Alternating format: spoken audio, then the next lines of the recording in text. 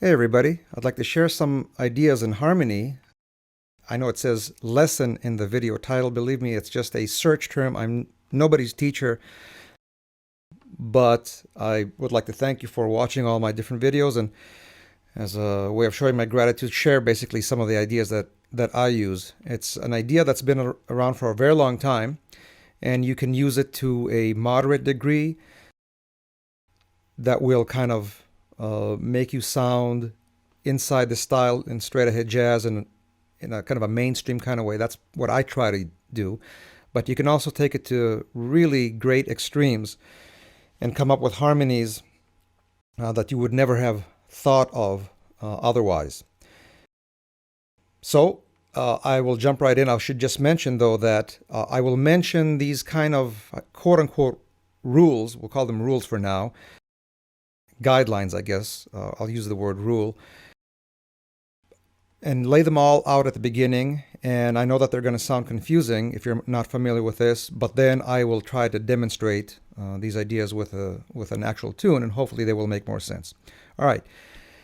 So here's the basic premise of this idea, which is that if you are performing a piece of music at any spot in the progression, you can, at any spot and for any duration that you'd like, remove the harmony that is supposed to be played there and replace it with a harmony that is the 5 chord or dominant chord of the chord that you're about to go to.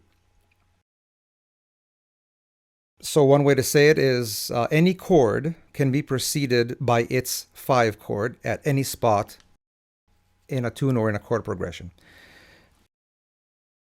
So there are many offshoots from this basic idea.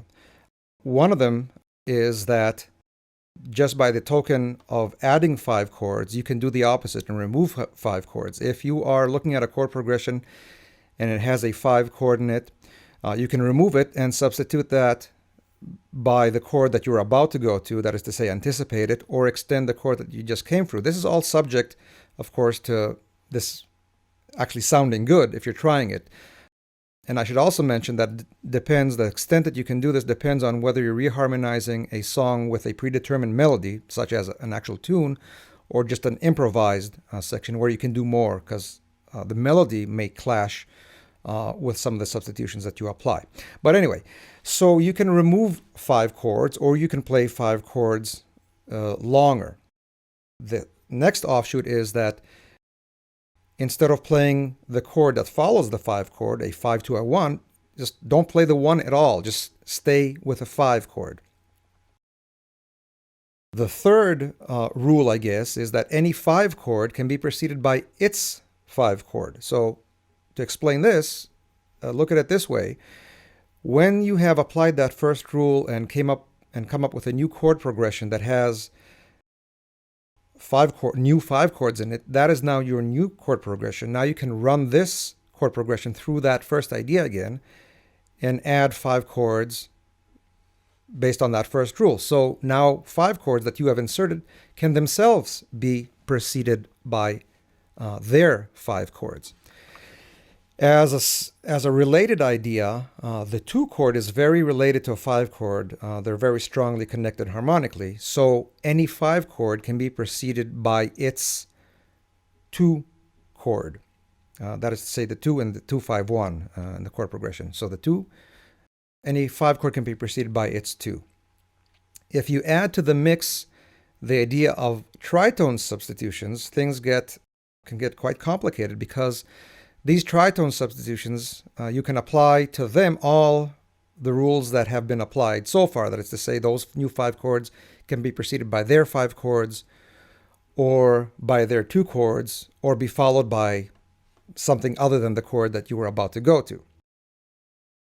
The last thing that I would say before actually starting to demonstrate these ideas is that if you manage to internalize all these ideas that I just mentioned, and it's a lifelong process, certainly for me, it's just working on it all the time, you will come to the realization that in a given space of music, it almost doesn't matter what chord progression you're playing if you can decide that you have a target chord that you're about to hit after those chords. For example, we're going to do an example of the first four measures of Taking a Chance on Love.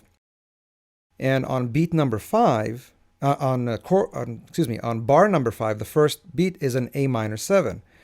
So if I make my focus that A minor 7 on the first beat of measure number 5, anything that has preceded that A minor 7 has to follow it, has to get there logically going backwards from the A minor 7. And by the time you get to the first harmony in the tune, it may be completely unrelated to anything that is written out on a chart. So for example, if on measure number 5, the first beat, you have an A minor 7, you may logically, based on the rules that I have mentioned, decide to precede it by an E7 for 2 beats. That E7 can be preceded by 2 beats of B minor 7 or B7. If it's a B7, that B7 can be substituted for an F7, and that F7 can be preceded by a C minor 7. And by the time you work your way backwards, looking at each chord and trying to see what that chord can be preceded with, by the time you get to the beginning of those 4 measures or your tune or whatever, like I said, that harmony may have nothing at all to do with what's written in the chord sheet. So you can come up with really great, interesting harmonies, and the only difference, I guess, is, or the only question of importance is, if you're harmonizing a melody, like I said, a tune, that it makes sense, and also to not clutter things too much. When I play, for example, I also take into account the melody that I'm playing and keeping a groove. So by the time you balance these things out, you make a decision